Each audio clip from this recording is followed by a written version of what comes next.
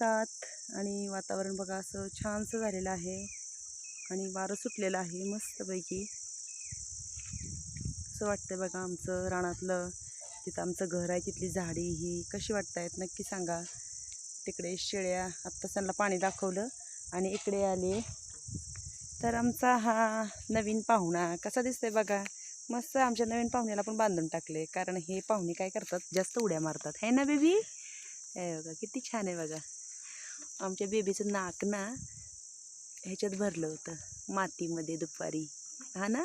हे बघा असं मस्त वासरू झालेलं आहे आमच्या गाईला. तर कसं वाटलं वासरू आमच्या गाईचं नक्की कमेंटमध्ये सांगा.